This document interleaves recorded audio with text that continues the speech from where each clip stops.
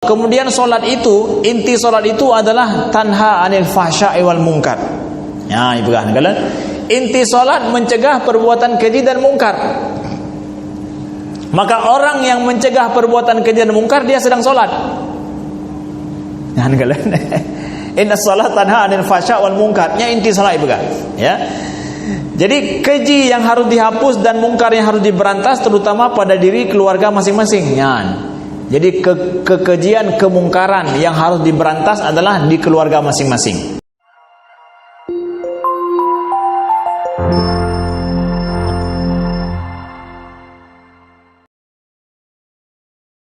Bismillahirrahmanirrahim. Assalamualaikum warahmatullahi wabarakatuh.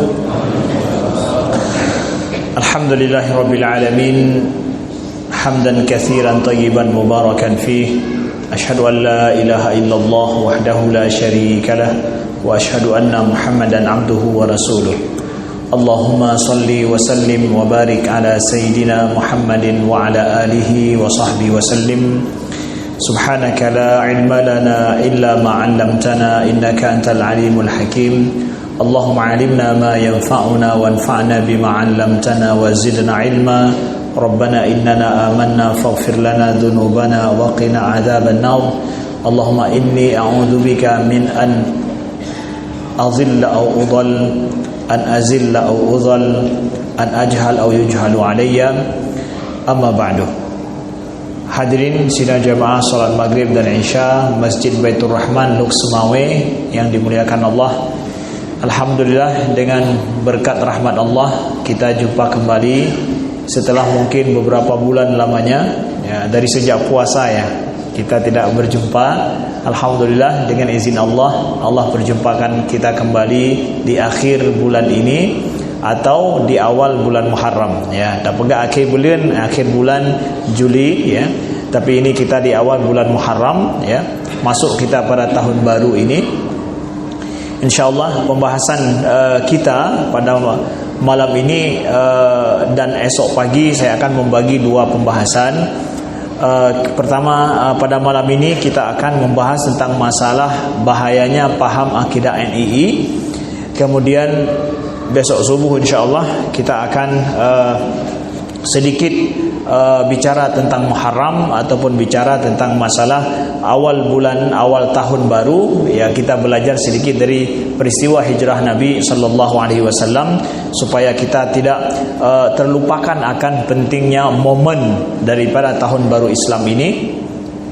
Juga besok sama-sama kita ingatkan untuk berpuasa, karena sunnah puasa tasu'a bagi yang memudahkan besok puasa. Kalau enggak sempat puasa besok atau masalah atau ada hal yang menghalanginya, maka mudah-mudahan bisa puasa Asyura, yaitu pada hari Jumat insyaallah taala. Nah, ini sama-sama kita ingatkan dari sekarang. Nah, dan saat ini sama-sama kita niatkan i'tikaf, kemudian kita niatkan menunggu salat Isya, dan juga kita meniatkan untuk melaksanakan menuntut ilmu. InsyaAllah dengan berbagai macam niat kita ini, InsyaAllah pahala kita dilipat gandakan sesuai dengan banyaknya niat kebaikan yang kita niatkan. Abu-abu, tengku-tengku, tokoh masyarakat dan juga pengurus Masjid Baitur Rahman yang Allah muliakan, saya mengangkat topik membahas tentang masalah NII. Sebagaimana di Banda Aceh juga sudah pernah saya bahas beberapa pertemuan. Masalah negara Islam Indonesia yang viral saat ini dibicarakan berhubungan dengan Az-Zaitun. Masalah NII ini kami sendiri sudah mengetahui bagaimana akidah orang NII ini adalah sejak kami masih sekolah di Kairo dulu ya. Kenapa? Singkat ceritanya adalah ada anak kita dari Aceh yang sekolah di Az-Zaitun, kemudian melanjutkan sekolah ke Mesir ya. Di sana dia menceritakan tentang masalah NII, dan dia berikan kepada saya modul daripada orang NII yang ini modul rahasia yang tidak boleh dimiliki kecuali oleh kalangan mereka sendiri. Nah, modul ini kami dapatkan ya dari dia, yang dia sudah keluar dari NII dan mengetahui sesat NII itu. Lalu kemudian diberikan kepada kami menelaah dan melihat bagaimana ajaran NII ini bicara pertama sekali masalah akidah. Dari akidah itu kemudian merambat kepada masalah fikih yang di sana diselewengkan sebagaimana akidah itu dipelintir dan juga disalah maknakan sehingga tersesat adanya. Nah, saya tidak bicara, kita nggak bicara tentang masalah itu bentukan daripada negara atau yang lain, itu terserah, asal muasal NII ini ada terserah. Tetapi akidah ini diajarkan kepada anak-anak dan mahasiswa dan juga kepada khalayak umum, itu terjadi sampai hari ini. Ya. Ketika beberapa pertemuan kami sampaikan di media sosial tentang masa NII ini, banyak yang mengirimkan message kepada kami yang menceritakan bahwa di Bandung sangat pesat dan banyak mahasiswa Bandung yang mereka terpapar dengan akidah NII tanpa mereka sadar. Ya, ketika mereka mendengarkan video itu dan yang kami sampaikan, mereka mengatakan memang persis seperti yang kita sampaikan, itulah yang diajarkan kepada mereka. Dan mereka, karena memang anak-anak mahasiswa sedang semangat berislam, ingin berjuang demi Islam, ingin berbuat sesuatu demi Islam. Jadi ketika disemangatkan dengan Al-Quran dan Sunnah Nabi, dengan Al-Quran berbuat sesuatu demi Islam yang lebih baik, mereka atas dasar semangat itu mereka bergabung. Bukan menginginkan sesat, bukan. Semangat keislamannya sampai tersesat dia. Karena apa? Salah jalan, salah orang yang menggait dan mengajak mereka. Nah, ini dia permasalahan. Makanya yang NII ini terpapar biasanya terkena adalah mereka yang tidak memiliki dasar yang benar tentang akidah Islam yang baik dan tidak kuat. Mereka menyasar orang-orang yang pemahaman tentang Islam manteng secret-secret apa, manteng hanatat jelas. Itulah yang diperjelas oleh mereka dengan pemahaman mereka. Nah, begitu saudaraku yang dimuliakan Allah. Jadi di awal ini kita sampaikan ya, bahwa beberapa ciri daripada ajaran tersebut biasanya sesat. Indikasi awal kalau ajaran itu sesat. Nah, tapi enggak semua, tapi kami sampaikan ini adalah indikasinya. Ajaran ini diajarkan ta'lim, ada kajiankah namanya, tapi sifatnya tertutup. Tertutupnya itu enggak boleh didatangi oleh orang-orang umum atau orang yang bukan anggota sendiri. Ya, ta'lim khusus dengan ustaz tertentu itu enggak boleh kalau bukan anggota kita. Itu bisa mengindikasikan kepada ada penyesatan di situ. Ya. Ada ustaz sendiri, enggak boleh ada orang luar. Kalau ada orang luar harus konfirmasi dulu siapa orangnya itu. Ya. Dan enggak boleh masuk, enggak boleh ikut taklim bersama. Padahal itu mengajarkan agama, mengajarkan tentang Quran bahkan, ya, begitu. Yang kedua, ajaran sesat ini biasanya mereka akan memakai Al-Quran memang sebagai inti ajaran mereka, inti daripada kajian mereka.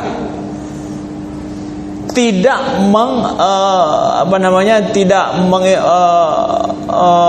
menjauhkan dari Al-Quran, enggak. Mereka menjadikan Al-Quran sebagai bahan inti kajian mereka. Tetapi nanti kebanyakannya mereka kemudian ingkar sunnah, tidak mau mengakui adanya sunnah. NII ini kita dapatkan, kalau kita baca modulnya, pendidikan yang diajarkan kepada target-target mereka itu semuanya Al-Quran, semuanya ayat-ayat Al-Quran yang dipotong-potong, yang dikumpulkan untuk sebuah narasi pemikiran yang seakan-akan dilahirkan tentang. Padahal Al-Quran dicok tipat-tipat, dikeluarkan dari konteksnya. Jadi menurut sekilas kita lihat, oh betul juga ya, nggak ada salahnya semua pakai ayat. Tapi pada ayat ipuduk pedang buat tempat yang hana betul. Ya. Ya, dia letakkan ayat bukan pada tempatnya. Mereka pakai ayat-ayat Al-Quran, tetapi tidak ada di sana hadis Nabi yang mereka pakai. Kenapa? Dalilnya adalah bahwa Al-Quran dan Sunnah nggak bisa dipisahkan. Kalau sudah pakai Al-Quran nggak pakai Sunnah Nabi, hadis Nabi pun nggak ada masalah, kan nggak bisa dipisahkan. Ya, pegawanan cara. Kalau udah pakai Al-Quran, Al-Quran itu sudah ahsanal hadis. Kan Allah mengatakan Al-Quran itu ahsanal hadis. Kalau kalam Nabi hadis, Al-Quran ahsanal hadis, sebaik-baik hadis. Nah, udah pakai Al-Quran nggak perlu pakai hadis Nabi. Begitulah dalih mereka putar-putar. Jadi mereka memakai Al-Quran, ya, Al-Quran saja tanpa memakai sunnah Nabi SAW. Karena kalau mereka memakai sunnah Nabi, nggak bisa menyesatkan orang. Karena kajilah Nabi kepupuk lagi nyo, hanya dia pupuk macam lain. Tapi punya Al-Quran, kadang cara Al-Quran bisa disesatkan Ustaz. Bisa dengan cara apa? Mereka menyesatkan orang memakai Al-Quran dengan cara tidak memakai referensi daripada ulama-ulama terdahulu. Maka pemahaman tafsir dari ayat-ayat Al-Quran enggak mereka pakai. Yang dipakai adalah tafsiran mereka sendiri. Nah, ini dia caranya. Masa Ustaz Al-Quran itu bisa menyesatkan orang? Enggak, Al-Quran enggak menyesatkan orang. Al-Quran itu yahdi lillati hiya aqwam, menunjukkan kepada jalan yang lurus. Tetapi manusia yang jahat, dia pakai ayat Al-Quran ini ditafsirkan dengan penafsirannya sendiri tanpa memakai penafsiran para ulama terdahulu. Makanya dalam NII ini mereka tidak pakai kepada rujukan referensi ulama dulu, tulisan ulama awal, kitab ulama awal, semua dia pakai. Semua memakai cocok logi, ya, diramu pemikiran, dicok ayat, disambungnya ayatnya ngayat je, deh bahwa sangat logis bagi mereka yang enggak paham agama sebelumnya. Apalagi hari ini kita mau paham agama itu yang simple-simple lah, bagah aju, bagah menang begah 5 minit selesai urusan. Ya. Yang penting rasanya adalah udah cocok dalam pikiran kita, selesai. Kau betul benar. Ya. Jadi beginilah cara mereka. Di antara indikasi-indikasi ada penyesatan di sana, tidak memakai referensi daripada ulama-ulama terdahulu. Ya. Maka di sana ada juga, bukan cuma NII saja yang seperti ini, ada juga kelompok-kelompok Islam yang lain yang mengatasnamakan Islam, dakwahkah namanya, kelompok dakwah namanya, yang mereka memakai ada juga kelompok dakwah, ya, yang mereka menamakan diri dakwah, tapi di dalamnya ada ajaran sesat. Gimana caranya? Mereka belajar hadis Nabi, tapi hadis Nabi yang dijelaskan oleh ustadz mereka itu enggak pakai Fathul Bari, enggak pakai kepada Sahih syarah Imam Muslim oleh Imam Nawawi. Jadi hadis Nabi syarah kedua legure hana referensi daripada ulama awal. Tapi mereka menganggap gurunya ini sudah memiliki ilmu laduni daripada Allah. Jadi guru mereka sudah punya ilmu gaib, ya, ilmu gurunya itu enggak perlu lagi kepada ilmu para ulama dulu. Ya, ini keadaan. Makanya belajar Islam kalau enggak memiliki referensi ulama terdahulu, sisa itunya. Itulah penting mengapa belajar Islam itu adalah belajar di institusi yang jelas mengajarkan warisan ulama-ulama terdahulu. Karena ilmu agamanya adalah ilmu warisan, kan ilmu baru. Beda dengan ilmu pertambangan, beda dengan ilmu energi terbarukan. Itu akan selalu, karena ilmu awal hanya pakai ilmu baru. Itu kalau sains. Tapi kalau agama enggak. Apa hubungannya? Mana referensi zaman dulu? Mana referensi ulama dulu? Itu penting. Maka adik-adikku yang mahasiswa, kalian belajar kajian Islam sana sini, pastikan ustaz yang mengajarkan memiliki referensi. Secara pribadinya punya referensi jelas, dan yang diajarkan juga punya referensi jelas. Memakai kitab-kitab ulama terdahulu. Nah, kemudian kembali kepada modul NII ini. Saya ingin katakan jangan terkejut bahwa modul NII ini ditulis oleh orang Aceh. Dah orang Acehnya orang Lok Semamai.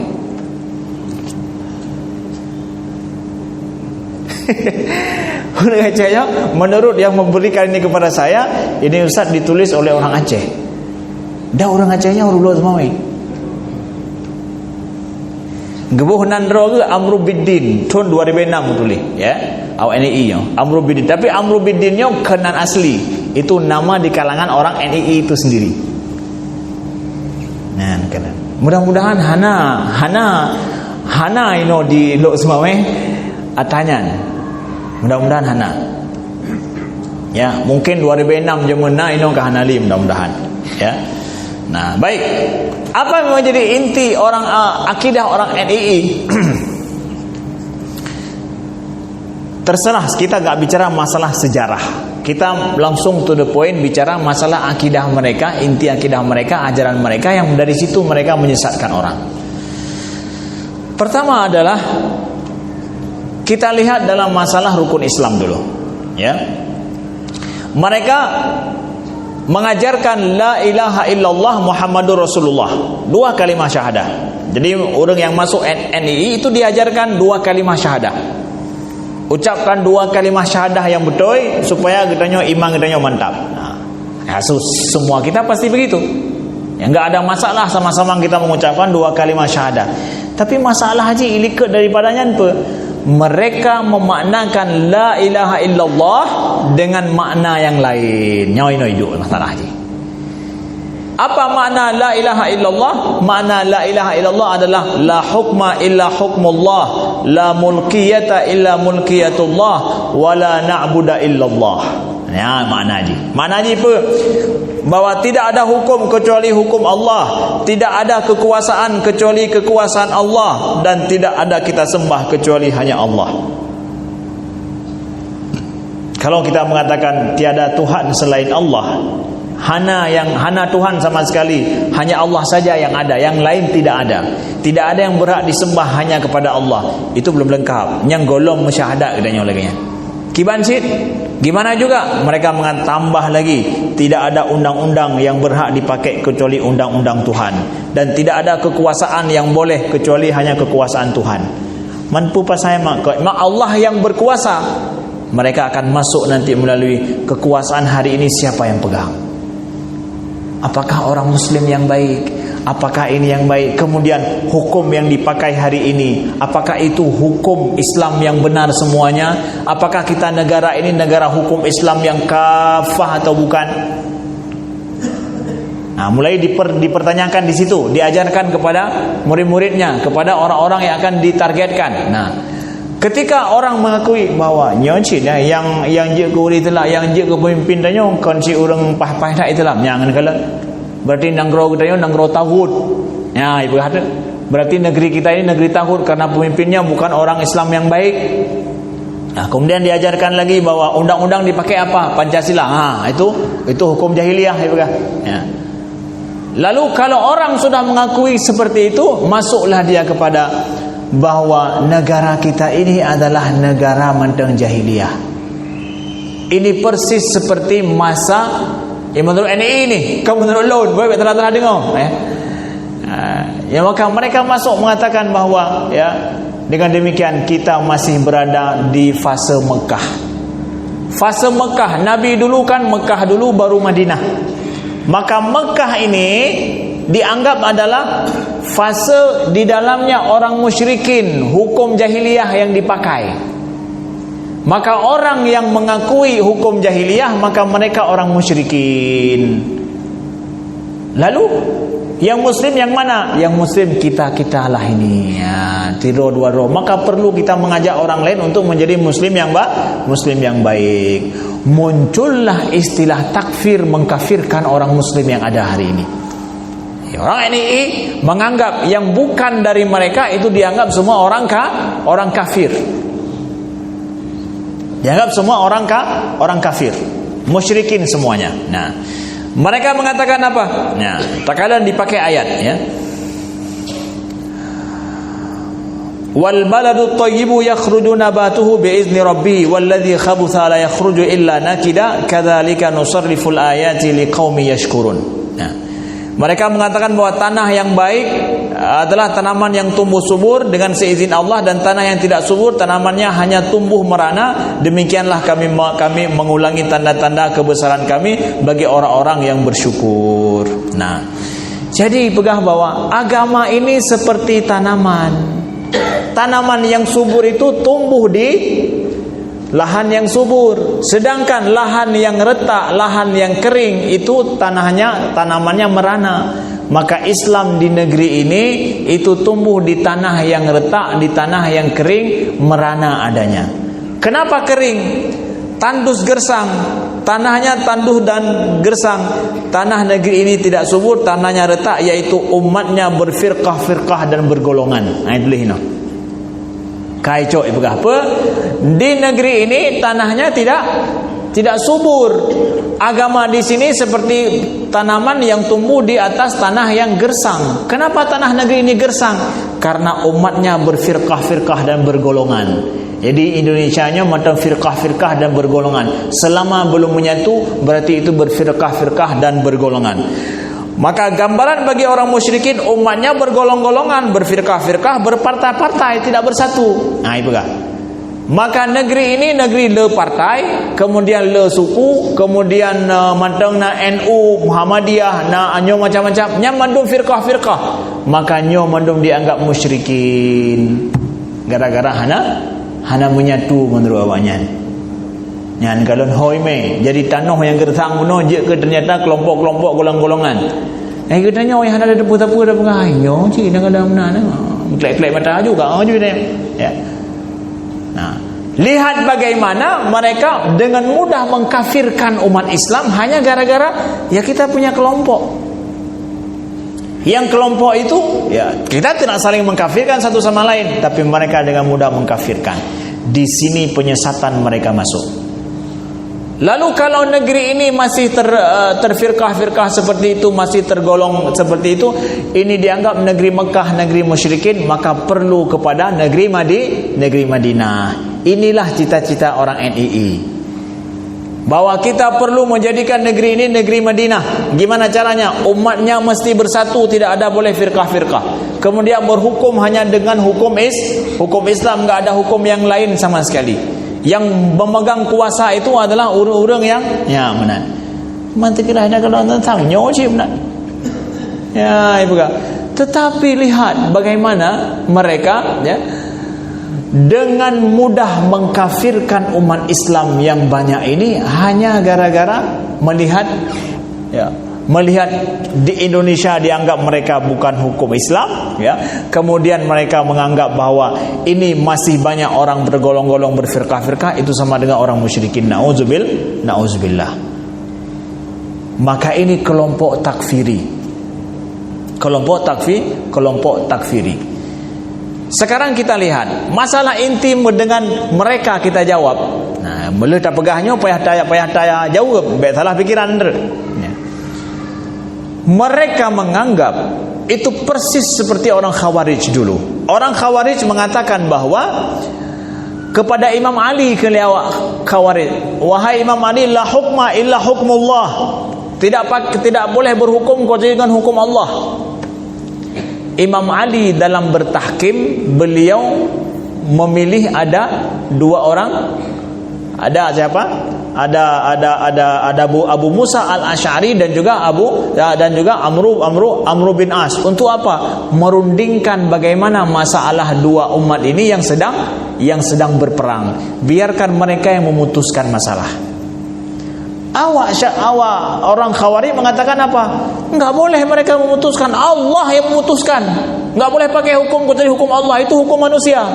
Jadi Abu Musa Al-Asy'ari yang sedang berunding mencari jalan keluar bersama dengan Amru bin As, dianggap itu enggak memakai hukum Allah, tapi pakai apa?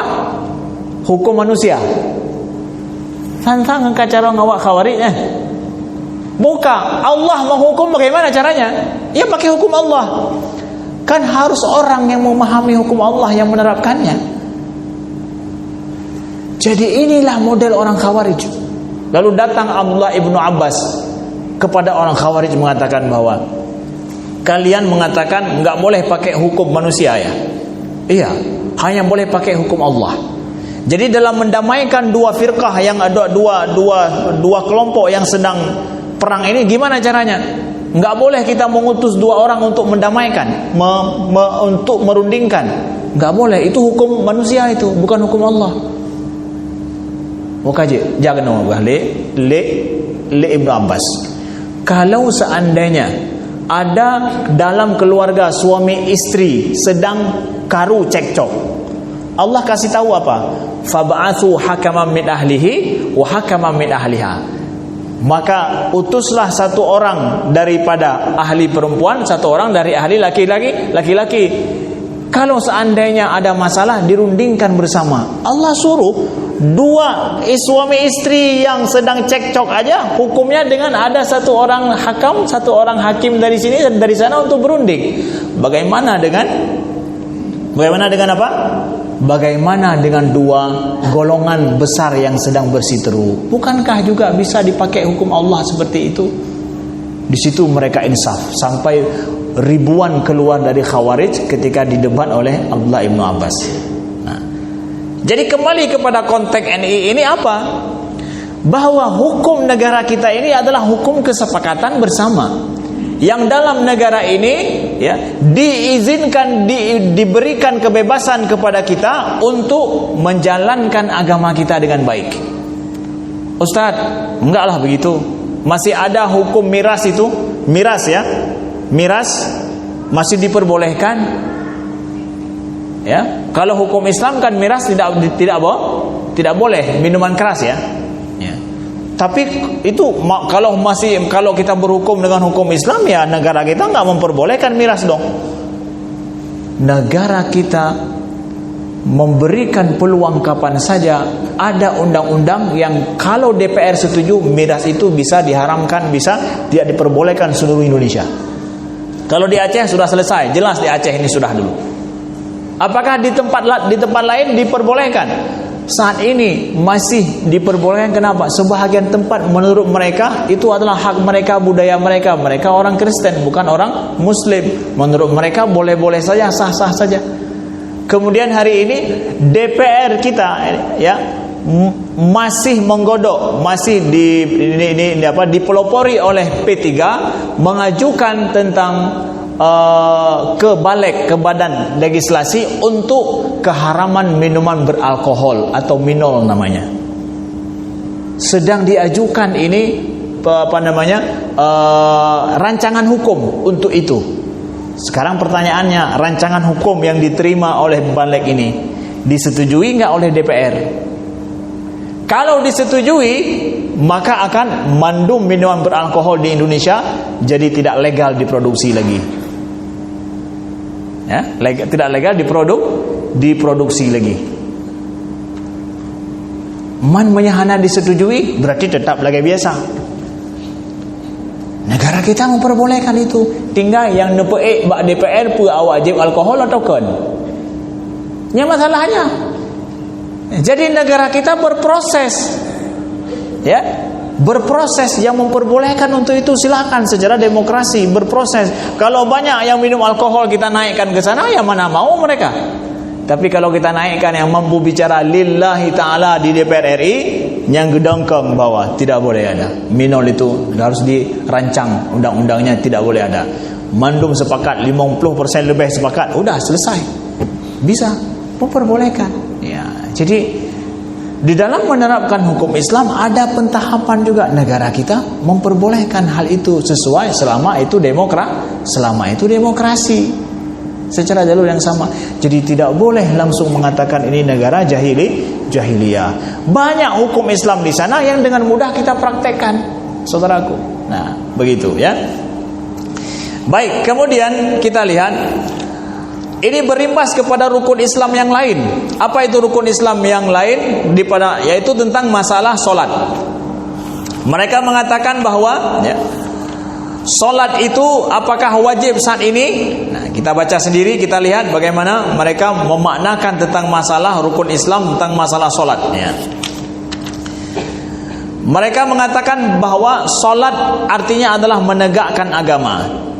Tegak agama dengan solat. Sekarang solat bagaimana? Karena Allah mengatakan aqimus solah sama dengan aqimuddin. Nah, jadi mereka mengatakan solat itu artinya adalah menegakkan agama. Jadi agama hana tegak apa? Orang yang berjuang menegakkan agama itu adalah orang yang sedang solat. Jadi intinya dari solat adalah untuk menghapus.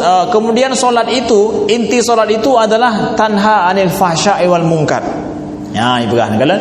Inti solat mencegah perbuatan keji dan mungkar. Maka orang yang mencegah perbuatan keji dan mungkar dia sedang solat. Ya, kalian. Inna solat tanha anil fahsya' wal munkar. Ya, inti solat ibu kan. Ya. Jadi keji yang harus dihapus dan mungkar yang harus diberantas terutama pada diri keluarga masing-masing. Jadi kekejian, kemungkaran yang harus diberantas adalah di keluarga masing-masing. Orang yang bekerja untuk memberantas kemungkaran di keluarganya, di masyarakatnya sama dengan sedang solat. Adapun kemungkaran yang paling besar terhadap Allah yang dilakukan secara berjamaah yaitu menerapkan sistem khalifah yang melaksanakan hukum Islam secara kafah. Jadi solat yang paling besar yang harus dilakukan adalah secara berjamaah. Kan solat berjamaah yang diutamakan. Ditafsirkan liawanya berapa? Solat berjamaah itu artinya adalah melaksanakan kerjasama berjamaah untuk membangun khalifah. Itulah solat berjamaah. Sedangkan lagi-laginya menyeka amar ma'ruf nahi mungkar, berjuang demi menegakkan agama, amar ma'ruf nahi mungkar dilakukan, udah itu orang itu sama dengan sedang solat. Bila hal tersebut di atas tidak dihapus dan tidak diberantas, maka nilai solat di sisi Allah adalah siulan dan tepuk tangan belaka. Kalau orang tidak memberantas hukum yang menurut mereka bukan hukum Islam, tidak memberantas nahi mungkar, maka solat yang dilakukan rukuk sujud itu seperti siulan belaka. Hana artinya maka icok ayat wa ma kana salatuhum indal baiti illa muka'a wa tasdiyah. Sembahyang mereka di sekitar Baitullah itu tak lain adalah hanya siulan dan tepuk tangan belaka. Icok ayat hana empat tempat pedua kena ayat betul pun yang dipegang. Begitulah ajaran sesat bekerja. Ipegat. Jadi mereka, Allah memfirmankan ayat ini dalam surah Al-Anfal menyebutkan orang musyrikin yang mereka solat di Kaabah itu dengan siulan dan tepuk tangan. Itu memang ajaran orang musyrikin dulu. Jadi ico ayat orang musyrikin zaman, ia puduk baru ditelam tangannya. Ipegah bahwa mereka katakan bahwa ini dia orang yang enggak mencegah amar ma'ruf nahi mungkar, solat mereka itu sama dengan tepuk tangan dan siulan. Tidak ada artinya itu. Makanya mereka enggak mewajibkan solat. Apa semayang tanya yo matang nahi mungkar matang ledat. Nyo nanggro tanya nanggro kiban. Nyo hukum dipakai hukum pe nahi mungkar dum. Lamodul ipegat apa? Lihat bagaimana narkoba di negeri kita. Lihat bagaimana kasus pencurian, perampokan di negeri kita. Itu kemungkaran semuanya. Selama mantang mungkar, solat menurut awalnya adalah itulah mengerjakan amar ma'ruf nahi mungkar itu saja. Solat yang seperti ini belum lagi karena masih Mekah. Wateu Madinah hantu baru je semayang. Karena solat baru di Madinah. Inilah penyesatan mereka. Makanya kesaksian dari mereka yang masuk NII ini, ketika masuk NII mereka tidak wajib solat lagi seperti ini. Tadi solat itu justru diganti dengan apa? Mendirikan agama. Gimana cara mendirikan agama? Dengan karena solat selalu berhubungan dengan zakat, ibegah li awaknya. Setiap solat pasti diiringi dengan zakat. Nah, ini dia yang penting. Pendanaan. Tak kalan kibai pegah matalah jaka ini. Ini penyesatan mereka lakukan. Setiap barang ada zakatnya. Zakat badan adalah puasa. Puasa itu dengan sabar. Mereka mengatakan bahwa infak, zakat, sedekah, kurban itu semua masalah dana. Ipegah. Zakat, infak, sedekah, kurban, nyanya mandum ibadah-ibadah ini semua adalah masalah dana. Karena persoalan zakat sama dengan dana disuruh ambil, maka harus pasti ada petugas yang mengambil dana, dimaksudkan dan diperlukan terutama sebelum futuh, sebelum Islam berkuasa. Jadi inti awaknya dipakat untuk mendirikan agama nanti adalah infak, sedekah dan zakat, kurban, itu semua yang penting kumpulkan dana. Kalau dana bisa dikumpulkan, maka seorang telah melakukan kurban, telah sedekah, telah zakat, telah semua yang kita miliki harus punya zakat. Harus cok jaket. Siapa yang mengambil zakat? Petugas khusus. Karena Allah mengatakan khudh min amwalihim, cok daripada harta awaknya. Maka awaknya petugas khusus yang mengutip zakat yang dikirim oleh negara NII untuk mengutip daripada jamaah. Maka ditudang dari yang raya nyanta pikir dari penghana menesane dari kelompok mereka yang jor-joran disuruh untuk bersedekah, untuk berinfak dan untuk berzakat. Karena semua barang itu ada zakatnya. Baju yang nasuk pina jaga cik, motor naik pina jaga cik, rumah pina jaga cik, dempa jaga. Diwajibkan semuanya. Padahal yang kita tahu dalam Islam rumah itu enggak kena zakat. Hanya harta yang bertumbuh saja yang kena zakat. Jor-joran mereka suruh untuk berzakat. Dipegang gimana? Coba dengarkan ini. Belum sempurna ibadah itu sebelum seorang itu lan tanalul birra hatta tunfiqu mimma tuhibbun. Tidak akan menerima kebaikan sampai kalian menginfakkan apa yang kalian sukai, apa yang kalian cintai. You infak berhabis-habisan. Kibai pegang. Bukan 2,5%, karena 2,5% tidak ada dalilnya. Nah, orang yang berzakat 2,5% hanya dalil pegang, karena dithat. 2,5% menurut mereka sedikit, enggak ada dalil. Ya, pergi pegang ya. Dana besar itu harus dihabiskan hari ini juga. Kemudian yang 97,5% lagi mau dibawa kemana? Jadi kalau seseorang menzakatkan 2,5% daripada hartanya, terus yang 97,5 itu mau dibawa kemana? Nah, itunya. Jadi bukan 22,5% yang harus dizakati. Ya. Apakah untuk foya-foya? Sementara Islam sangat membutuhkan, padahal dalam pengakuannya bahwa hidup mati semuanya karena Allah. Yang cara ikut peng daripada jemaahnya. Jadi enggak mau terima 2,5%. Kalau bisa 97,5%. Dalilnya apa? Kan hidup mati demi Allah. Ya, makanya jor-joran. Jadi begitulah mereka pelintir itu semua. Pertanyaan memang kibancit para jamaah itim petih hata yang laginya. Mereka semangatkan dengan Al-Quran. Mereka bawa ayat Al-Quran bahwa hidup mati kita karena Allah. Kalau kita sudah berada di dalam negara Islam yang benar, maka kita berada di Madinah. Di Madinah itu ibadah kita semua akan diterima oleh Allah, syurga akan menanti. Begitulah terus mereka menyesatkan para jamaah mereka. Na'udzubillah. Nah, maka sekarang kita bicara masalah dana. Islam telah menyuruh kita memang untuk zakat, tapi zakat hanya sebagian kecil daripada itu. Kebutuhan dakwah kita ada infak, sedekah yang enggak disebutkan di sini. Dua ya leh hanya depu leh atau hanya diajarkan. Masalah apa? Ada wakaf. Wakaf enggak mereka sebutkan. Kenapa? Karena wakaf enggak boleh habis. Kalau ini boleh habis, dipakai keroi. Li pembesar mereka pakai. Sedangkan wakaf enggak boleh dipakai. Enggak boleh dihabiskan. Tapi infak, sedekah, zakat itu boleh habis. Datanya honme, hana payadanya honme. Cik abih keroi je. Tapi wakaf enggak mereka sebutkan. Kenapa? Wakaf itu hukumnya tidak boleh habis. Harus bertahan entitasnya. Makanya sekarang ada namanya wakaf tunai. Wakaf tunai itu apa? Wakaf yang orang wakafkan uang tersebut dipakai kemaslahatan umat dan dia tidak boleh habis. Hanya dipakai apa? Keuntungannya saja. Wakaf tunai.